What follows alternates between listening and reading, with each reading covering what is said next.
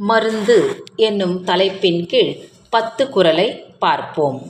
மிகினும் குறையினும் நோய் செய்யும் நூலோர் வலிமுதலா எண்ணிய 3 வாதம் பித்தம் சிலேத்துமம் என்று மருத்துவ நூலோர் கணித்துள்ள 3ல் 1 அளவுக்கு அதிகமானாலும் குறைந்தாலும் நோய் உண்டாகும்.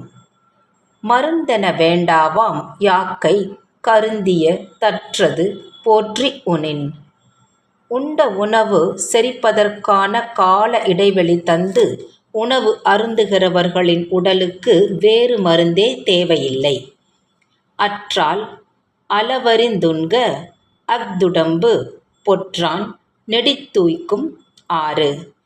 உண்ட உணவு செரித்ததையும் உண்ணும் உணவின் அளவையும் அறிந்து உண்பது நீண்ட நாள் வாழ்வதற்கு வழியாகும்.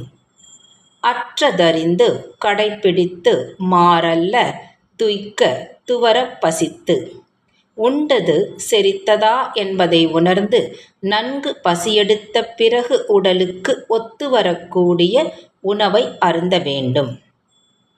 மாறுபாடில்லாத உண்டி மறுத்துண்ணின் ஊறுபாடில்லை உயிர்க்கு. உடலுக்கு ஒத்துவரக்கூடிய உணவை கூட அதிகமாகும்போது மறுத்து அளவுடன் உண்டால் உயிர் வாழ்வதற்கு தொல்லை எதுவுமில்லை.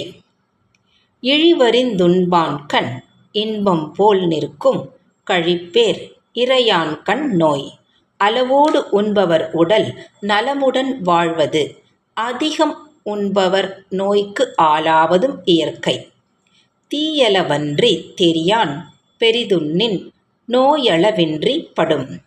பசியின் அளவு அறியாமலும் ஆராயாமலும் அதிகம் உண்டால் நோய்களும் அளவின்றி வரும். நோய் நாடி நோய் முதல் நாடி அது தணிக்கும் வாய் நாடி வாய்ப்ப செயல். நோய் என்ன, நோய்க்கான காரணம் என்ன, நோய் தீர்க்க வழி என்ன, இவற்றை முறையாக ஆராய்ந்து சிகிச்சை செய்ய வேண்டும். உற்றான் அளவும் பிணியளவும் காலமும் கற்றான் கருதி செயல். நோயாளியின் வயது, நோயின் தன்மை, மருத்துவம் செய்வதற்குரிய நேரம் என்பனவற்றையெல்லாம் மருத்துவம் கற்றவர் எண்ணி பார்த்தே செயல்பட வேண்டும். உற்றவன் தீர்ப்பான் மருந்துழை செல்வானென் ரப்பானார் கூற்றே மருந்து. நோயாளி, மருத்துவர், மருந்து, அருகிலிருந்து துணை புரிபவர் என மருத்துவ முறை 4 வகையாக அமைந்துள்ளது.